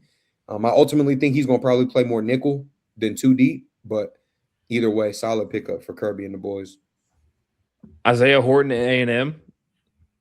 That one, did not see that one coming. Did we talk about last week about Damon Wilson going in the portal? Has he committed? No, he hasn't gone anywhere. But if you guys don't know, he decommitted from Georgia last year, had a really good year at Mizzou, was getting sued by Georgia because he allegedly breached his NIL contract and is in the portal again. So a lot going on there. And Grim, you said when you sparsely used a portal, you got to really smack. I kind of think it's the opposite. I think if you're relying on the portal, that's you. Maybe the individuals aren't as important, but you've got to go balls to the wall every year in the portal if that's what you're going to rely on. Because if you don't hit it, like if Georgia doesn't get those guys, they've still got enough talent, and we'll just leave it at talent. Enough talent to kind of overcome the lack of portal presence. But if that's what you're banking on to do your team, you got to smack every year. That's Indiana, bro. Yeah, and I guess the way my mindset is for maybe some of the conventional blue buds like Bama, Georgia, to start finding some more success in this heavy NIL era. I think we know that those programs, unless this sport literally splits in half, they're never going to be that heavily NIL or portal. The blue bloods like that probably are never going to swing that far left. However, if they do start utilizing it and hitting on the pieces that they absolutely need, like Bama this year, for example, in a vacuum, if you look back on it as a Bama fan, why shouldn't a Bama fan be saying, why didn't we buy the best running back in the portal? Because that was our problem. Why didn't we buy the best running back in the portal? Why didn't we buy a better center? What'd you say, Logan? My bad, bro. No, I was saying their problems O-line. They didn't have a line. Yeah, why didn't we buy a better, right tackle, whatever? I don't know. But either way. Yeah. Why is our left tackle playing receiver? Not saying we renovate the whole offense and defense through the portal, but, why don't we, get the things that we really do need? But, yeah, I see your point, though, Joey. I get what you mean. How about Ole Miss? Jonel Aguero pulling the Kevin Durant and going to Ole Miss. I guess the Smokus Dinkins ran him out of town. It took 4 quarters of a Bama game to be like, yeah, buddy, sorry, you're Lamar Forrest Gump. He's like, Sate's taken. Minus the racial undertone. That was no, because Forrest Gump was white. So never mind. Yeah. They hit him with the Dear God, Joey. Seats taken. Dude, yeah, that was way too good. As far as Ole Miss goes, we go get Brady Prescorn out of Michigan. His brother Cade Prescorn. Prescorn was a tight end for us. Now his brother's coming to us. He's a 4-star. We got Deuce Knight, who's, like I said earlier, apparently he's under the understanding, like if Trinidad comes back, he's a backup for 1 year and then it's his year. That's nice. Having that, I guess, luxury plan B, whatever you really want to call it. We got a 4-star lineman from LSU, but we also had a 4-star lineman join the portal or enter the portal, whatever. We got a 4-star safety, but we also had a 4-star defensive back enter the portal. So it's like, seems like a couple of guys that Ole Miss has leaving. I wonder if they're leaving because we're bringing in talent at that position, or maybe we're bringing in talent at that position because we know they're about to leave, but it's kind of been like literally we're bringing in talent in the same position we're losing.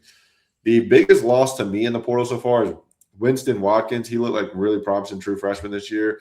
But the thing is, him and Caleb Cunningham were always the two that I was most concerned about leaving. It looks like Caleb Cunningham's staying, so that's huge. He was a 5-star wide receiver out of high school last year, so I'm glad we kept him. Watkins goes to LSU. But one thing I want to point out, in 2025, LSU had the number 1 portal class, and Ole Miss had the number 4. I'm sorry. So last year, finishing LSU number 1, Ole Miss number 4. This year, currently, LSU's number 1, Ole Miss is number 5. I mean, is Kiffin really the portal king? Ole Miss is doing just as good without him, and LSU is doing the same thing. So it's like I mean, nothing against Kiffin, because obviously y'all know I've given my flowers to Kiffin before and after he left. Like, shout out to Kiffin for taking our program to heights we've never been. But seeing that is crazy to me, because he, like, Joey, you text in the chat like, oh, Kiffin's a demon in the portal, but it's like LSU was number 1 last year. The whole thing we kept talking about was when he goes to LSU, the eye of the tiger in the midfield recruits itself. Ole Miss's script does not recruit itself. I was more alluding to the quarterback smacking on Chambers last year, and then this year getting or you've gotten Dart, and this year you get the number 1 guy and player in the portal. That's more so what I was alluding to.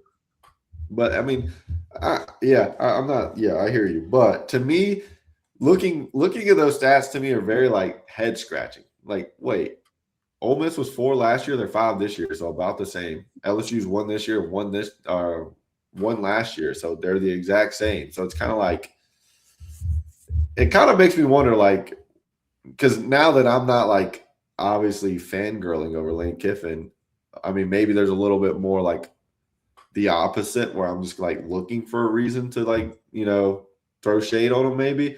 But to me, that is kind of like head scratching. Like, wait, so we don't take a step back or really forward. I mean, I guess we moved back 1 spot and LSU is literally the exact same. So it's kind of like, It's very interesting. I'll say that. And I'm keeping a Well- closer eye on it too, solely because a lot of people, when Kiffin left, were like in Oxford, they're like, we're not worried. Pete Golding was the one doing all the recruiting. He was the one in the portal, like hitting the portal hard and all that. And so far, seems true. I mean, he's a defensive coach. He goes against Deuce Knight. You know what I mean? So like he still had running backs and wide receivers sign on signing day out of high school. Like they didn't follow Kiffin. Like we had one guy that followed on signing day. It's very interesting to me. I don't want to take the Band-Aid off this wound that we've already uncovered, but I think it kind of plays to our part of what we're saying about LSU. His job is a lot easier now, and that logo does a lot of recruiting. No, I mean I just said that. We all admitted that that's the eye of the tiger. I think that's kind of connecting the dots there. But the portal closes this week. I believe it closes on Friday. Yeah, the 16th. Friday's the 16th, yeah. So, I mean, there's still Damon Wilson's got to find a home. Dude, I was about to change my backdrop for this episode. I was like, wait a minute, the portal's still open. I was like, I get 2 episodes. You're still tampering. Hopefully it's fixed. Shout out to Pops for letting me know since you sickos wouldn't. Again, we go through the same. Mine is backwards right now, so I thought it was for the same effect. Now, Logan, Trip, you alluded to it earlier. So as we brought up, Chambliss is not, as of now, his extra year eligibility was declined. Logan, let's take off your Ole Miss. Not literally take your hat off, but let's take off the fan hat here for a second. I think I would hate you as like it with you being my friend, like it to come at your expense. Dude, it always does. But that's part of it, right? The short end of every stick from the NCAA. I swear to God. Does this? I think this is, and you guys, whether I'm asking whether or not you agree with my sentiment here. I think not letting him get extra year eligibility, and I know you said he's going to sue the state, or he's planning to at least. No, he's not suing the state. He's doing a lawsuit from the state. Like, yeah, that's however it's worded. I don't know. Yeah, it's more so what I was alluding to. But do they need to, kind of patch the tire right here, if you will? Like, hey, this is where this stops, and we don't let this happen anymore. I think this has got to be that moment.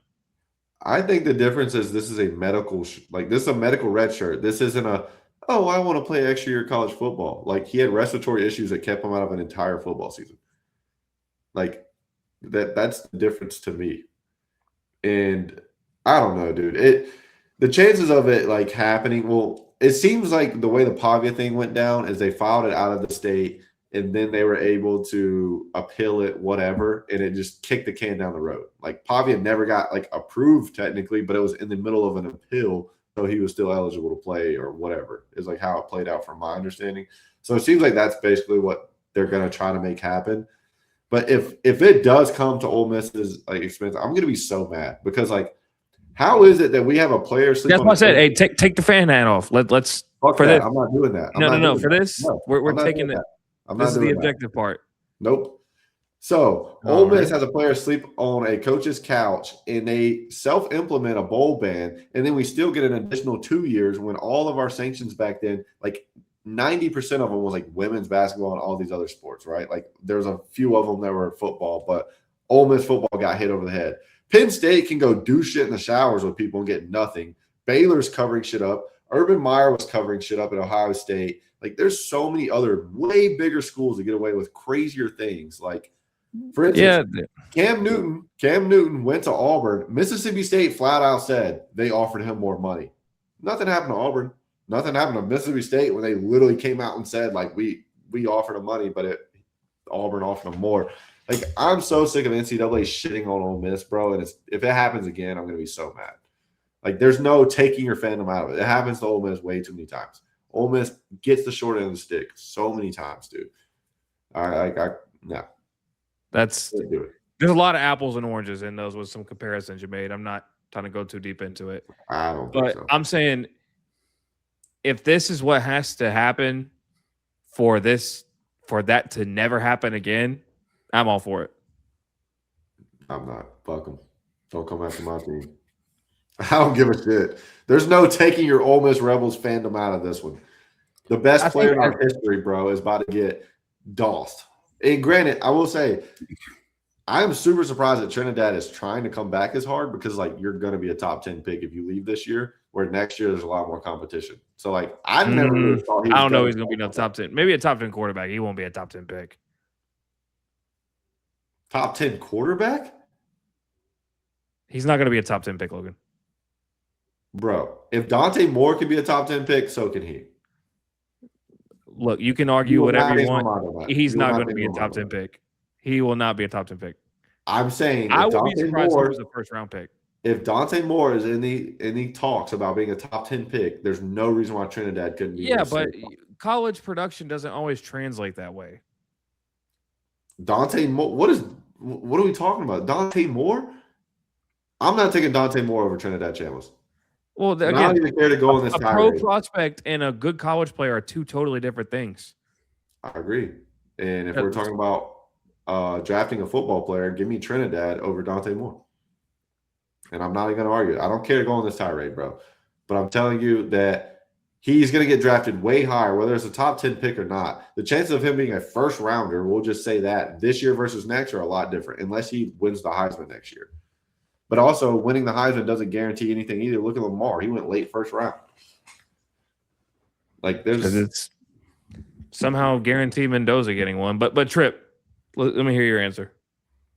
Yeah, I mean, it's just like what we talked about 45 minutes ago on the pod when we were talking about, like, exploiting stuff until somebody does something about it. Like, if telling Trinidad he can't come back, and then they're saying, hey, from now on, this whole 6 year of eligibility thing is now not a thing. Like, you get your 5 and you call it a night. Like, if that's going to, I think I see what you're trying to say, Joey, is like, if it would suck for Ole Miss that Trinidad would get used as an example, but if that means that this isn't even a conversation from here on out, then if that's what fixes that problem, then sure, why not? But it's at that point, when you look at it from a Trinidad situation, it's like, well, Diego Pavia got to do it. Well, so-and-so got to do it. Now we're, it's always going to be that, well, so-and-so thing.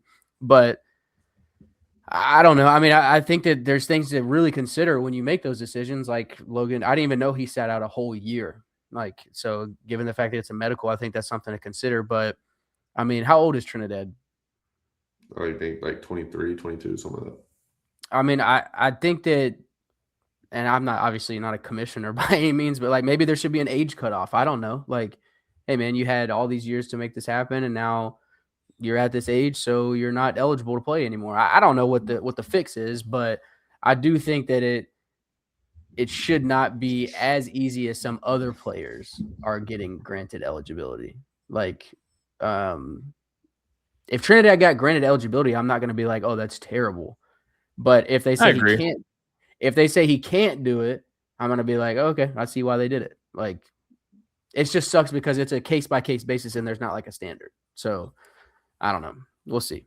Yeah, it's going to be – I mean, there's no guardrails. There's no guardrails on anything, it seems like. And I feel like we say this all the time, so I don't want to keep harping on that. But we'll see how it goes. Well, we've been here for a while. Let's predict this Natty. Let me pull up something real quick.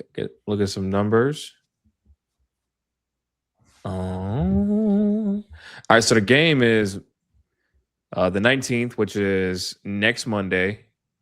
God, I can't believe the season goes this long. Indiana, 8.5-point favorite.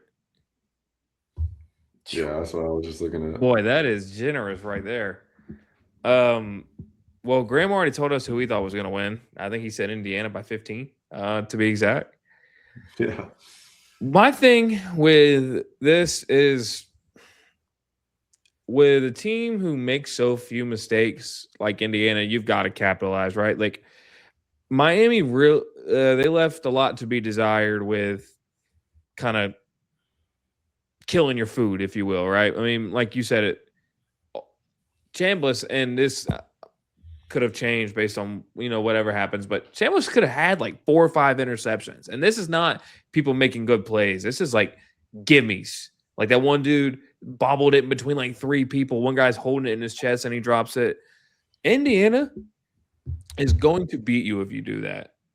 If you do not kill your food, Indiana is going to, it's going to be tough for you. I think one thing still, I think Malachi Tony is going to be the best skill player on the field. In this game, I think because he had that scored on that screen this past week, right? Yeah. Yeah. And he also had a huge third down pickup that led to a touchdown where we literally had him wrapped up by the line of scrimmage, and he just breaks a tackle where Centurion Perkins is holding on for dear life to his ankle.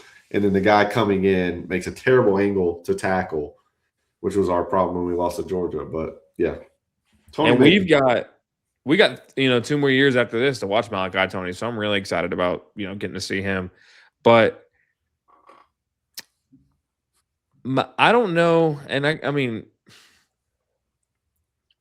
Indiana, the last time they faced a team that is this physical, and I never thought I would say that with them playing Alabama in between, was that Ohio State game, and they were pretty neutralized as far as what they could do offensively. I mean, if that Ohio State kicker doesn't miss the most free kick in the history of college football, it could be a whole different story. And I think a team that's built like Miami is the one to put you in a game like that. Was as far as, it's going to kind of come down to the final few minutes of the game. Maybe not the exact last play, but it's going to come down to the end. And you've got a seasoned vet, as great as Trinidad Chambliss was, he never really had, the exposure of being in, the big game atmosphere. He didn't play like it. He played like, it was normal part of the course for him. But you got somebody in Carson Beck who's not going to be scared of the moment, who's not going to freak out. Obviously, we've seen him it's weird because he'll go on a streak of feel like he throws an interception every throw. And then you watch 3 games and you're like, okay, this is the best quarterback around. So you're going to have that you're contending with. And I don't know what Indiana does better than Miami other than not make mistakes. Like if you were just putting them side by side, I don't think I'd pick a single skill group over Miami. But I definitely wouldn't have done that against Ohio State. Definitely wouldn't have done that against Bama. And they wrecked all of them. So if Miami, if you want to beat Indiana, you've got to kill your food. And you've got that physicality that you've been overwhelming every team with.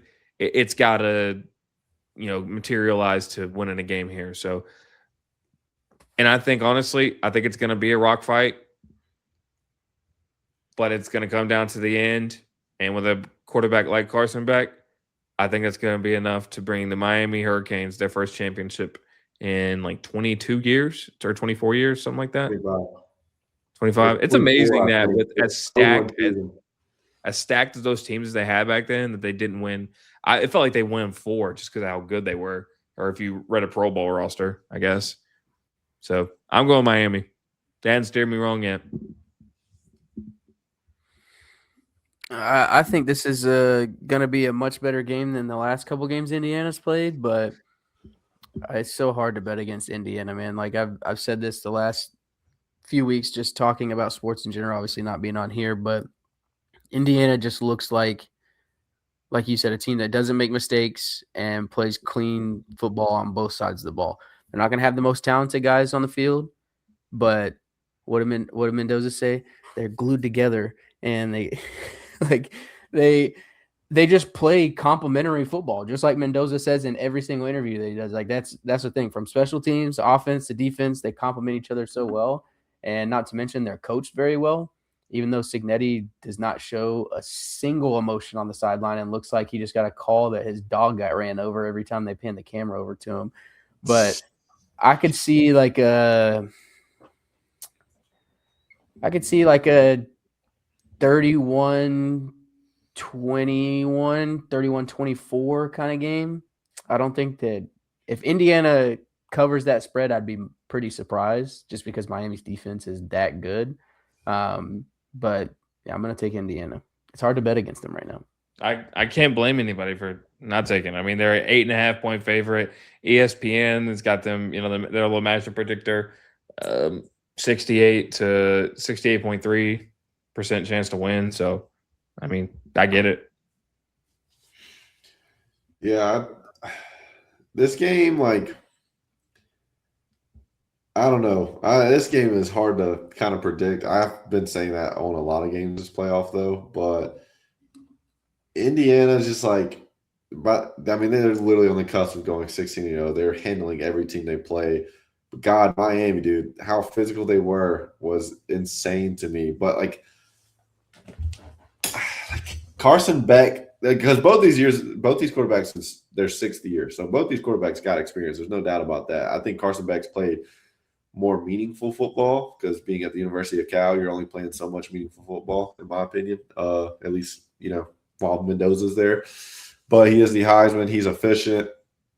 I mean, he's got 17 completions, only thrown the ball 20 times, and he got 5 tuds. So it's like he makes the winning plays a lot, and kind of like what Trips was touching on is his post-game conference. Like, he's always talking about stuff like that. But, I mean, part of me is like Miami's home field advantage. Like, they don't really have that. Like, it's not really their home field. Like, we've talked about that before. Like, they play a Hard Rock, share it with the Dolphins. Like, you don't really see Hurricane fans like stacking that stadium. But if there's ever a time where they're going to, it's going to be this game. And I think that's going to be the biggest part. I'm kind of with you, Joe. Like, there's not a single position group where I'm like, yeah, like they got the edge as far as Indiana. Like Miami, I think every position group is better. Like, but what I'm worried about, if Beck throws a pick, does it start spiraling? Because it kind of seems like that's what happens with Indiana. They make one mistake, and then after that, dude, like they don't let go. Like they, I think, I want to say Mendoza said it one of those things. They take you into deep waters, like take you into deep waters and finish you off. Like that's kind of the team they are, or whatever. But it's like that's what I would be worried about is if Beck makes an early mistake. He's such a streaky player, and like I kind of felt that way going into the Ole Miss game. Like he's due for a 2 or 3 interception game. Like he's been so good lately. Like Carson Beck, generally he's hot or he's cold. There's really no in between. So with that being said, I hope Beck has a good game. I don't want to see Beck throw 2 or 3 interceptions because if he does, I don't think it's going to be close. Like I told y'all last week, just to interject real quick, like I told y'all last week, because of how, not Tripp, but like how Georgia fans treated him when he left, I want him to win so badly. I want to make another point to that.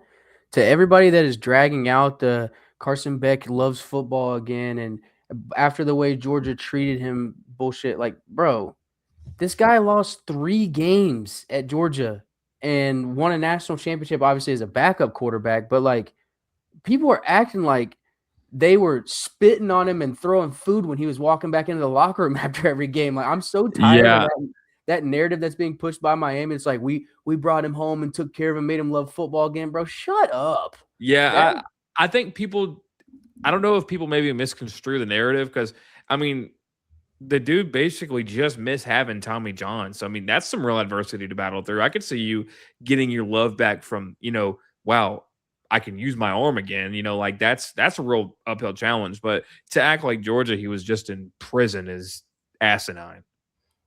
I don't know if y'all seen what is her name? She played guard at LSU, Haley Van something. Van Lith. Okay. I seen something. Caitlin Clark thrashed her. She transfers to TCU.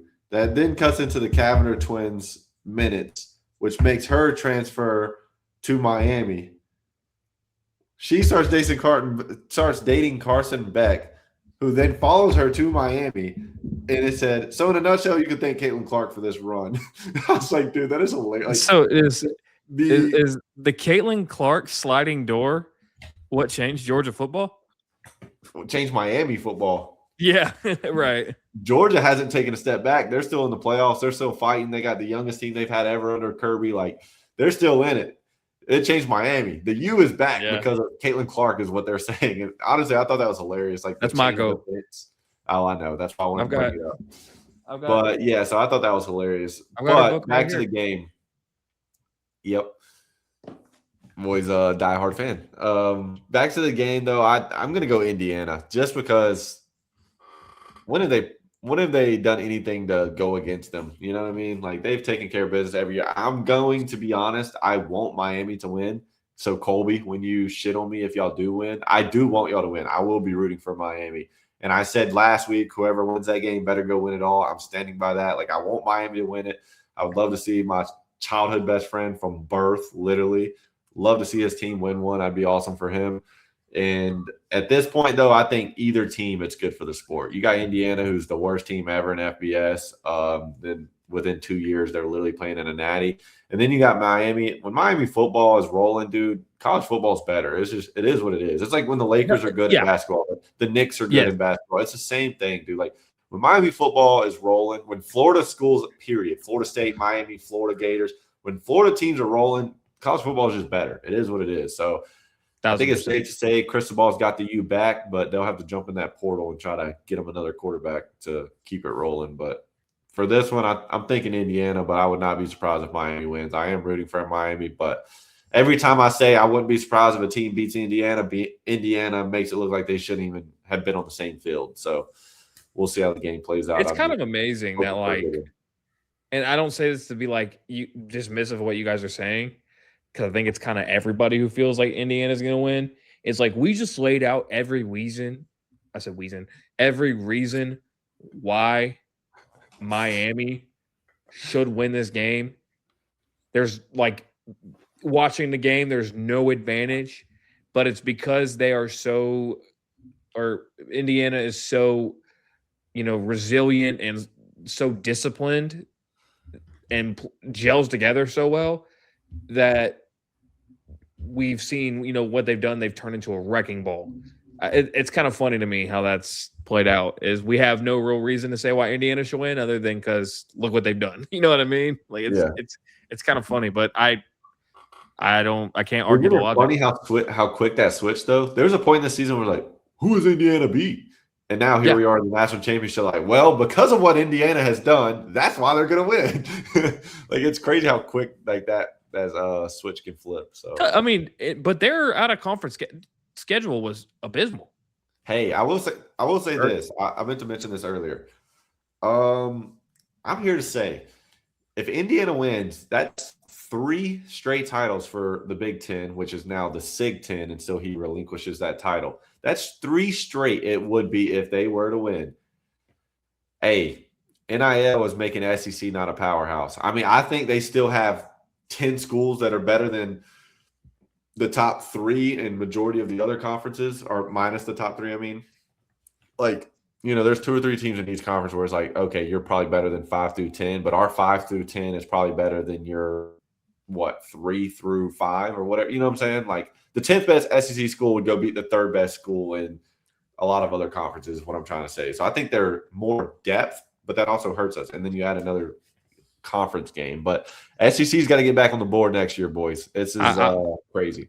I was going to say, and we can talk more about this. I'm definitely going to put this on an itinerary next week because it's something I really wanted to get into last week, honestly.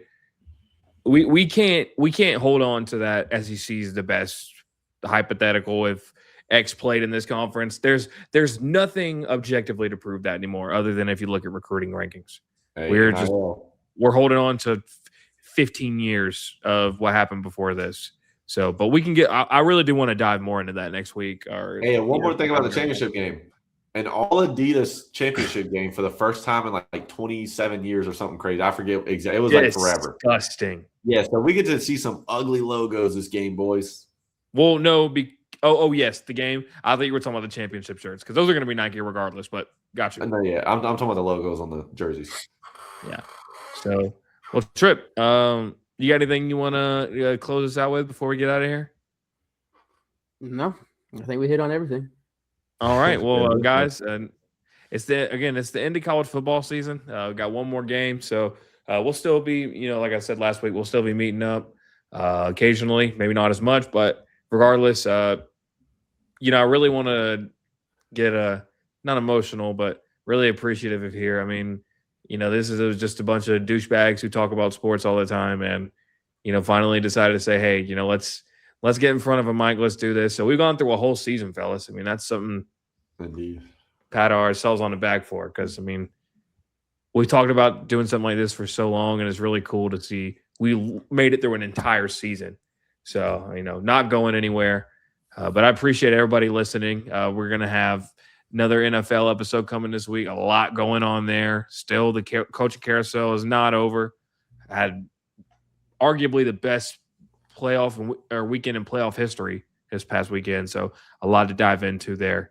But if that ain't it, guys, we can go ahead and get on out of here. Yes, sir. Send these links to Barstool, man. All right. See ya.